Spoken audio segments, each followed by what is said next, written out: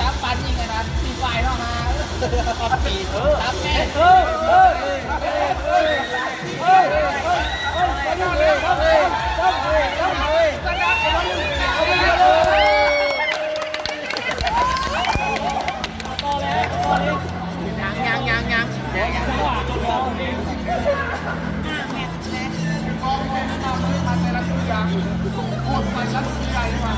เข้าเลยเด้อไอ้กุศลาเข้าเลยไอ้กุศลาอยู่ก่อน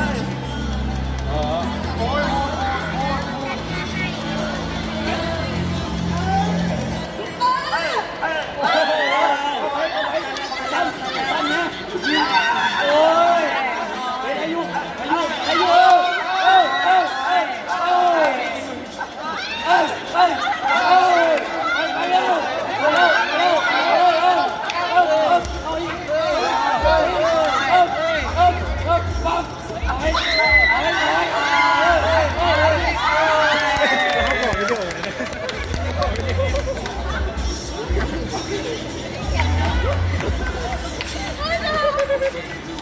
เกมเลยมันนับไปเยอะอ้าวบอลนัวกันเล่นดูจนแบบเบิร์ด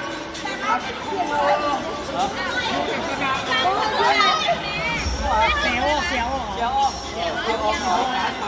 ยูเป็นบอลทีมสองเสียกันเอาบอกน้องไปเลยน้องเดินชนะ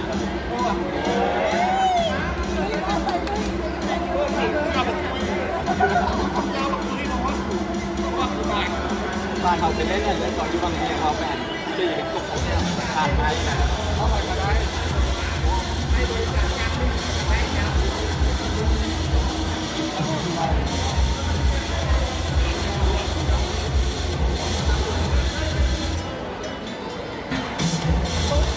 แล้วเราผู้ชายใช้เสียงที่ว่าผู้ชายนักเขียนแรงด้อมเนี่ยคือมัวแรงด้อมออกคือมัวก็ข้อถูกปากปลายทางมุนกันมาเลยด้อมนะนอนกันเป็นปากมาโอ้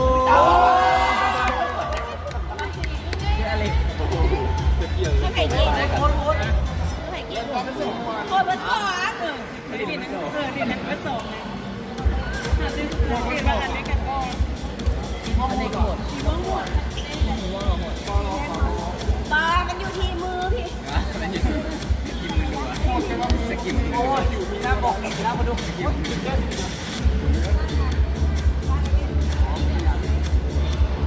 ขอโทษนะการงานจะเป็นตุลาตายคาร์บอนิโนโต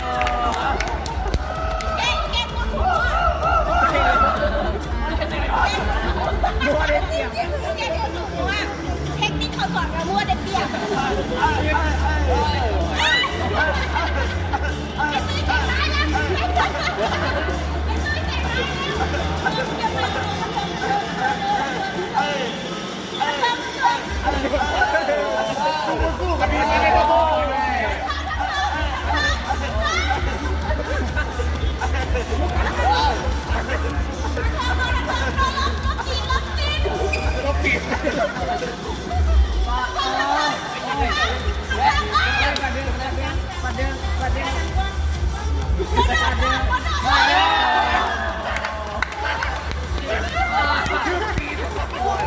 ันนี้เป็นทีละน้ำของวันที่สี่ไม่อยากว่าลงแข่งเลยพอปีหน้ายอมแพ้เลยเอาบอลเลยเริ่มดีโน่ดูหัวดูลากก่อนได้เสียเปรียบกระเจ้ามาตีก่อนได้เปรียบพี่ซ่าทีไว้กระยาเองเหรอเอาพวกหนึ่งจำเลยดิเอาไม่อยากมาส่งอีน้องอ่ะนั่นไงอ่ะไอ้ตุ้ยอันนี้ไม่ได้เล่นเหมือนเป็นซีเรียสเปลี่ยนแล้วซีเรียสตอนนี้เสียเอียนก็มาทำถึงเยอะเลยนี่นะ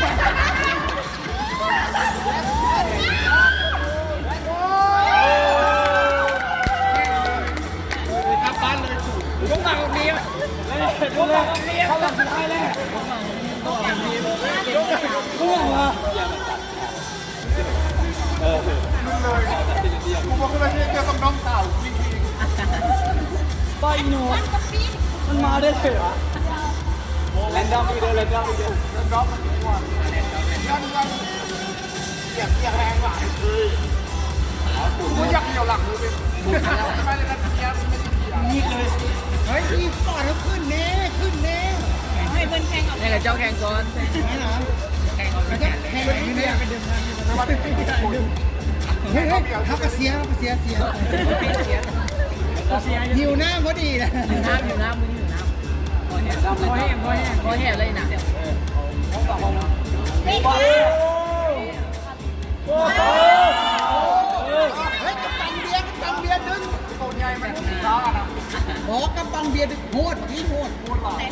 คอยในแบบตุ้ยนี่เพราะอันโหดกูสูบม่วงนะว่าโหดก่อน30ได้โอ้แล้วนำมือเก่งเลยกินหมูอย่างโอ้ยกินหมูโอ้บอกบ้านเนี่ยอันจนโน้แล้วพาดูเลยแหละโอ้ยหมูหายไปเลย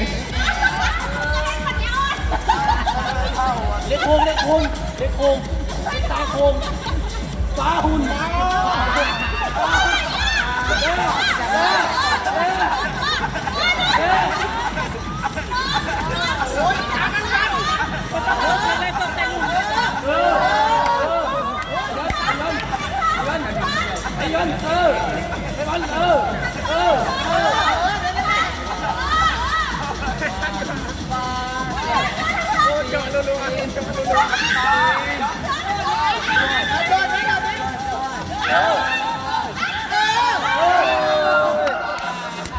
เขาหมายว่าเข็มเท้ามันแทงไปเป็นตา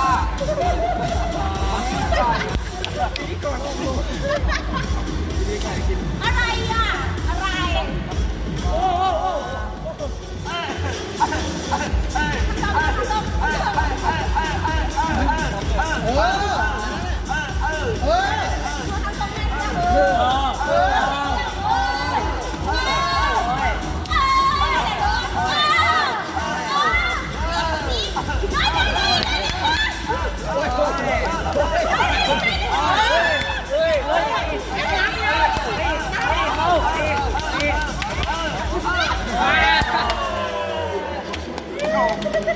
ตาเดียวคนเดียวเปล่าบนทีมอะไรนะเป็นข้อมูลมาแล้วเอาไม่อยากขอตัวว่ะเสีย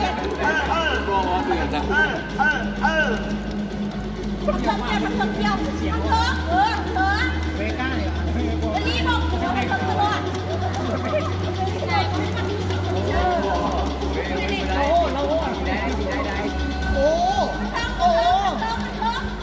แนะนำเลยน้ำ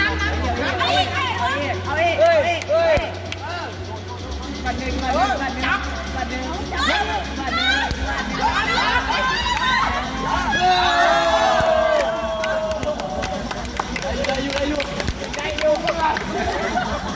ึ่งมันแลดอก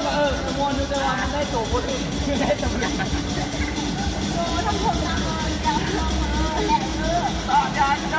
โดนนี่ขึ้นอยู่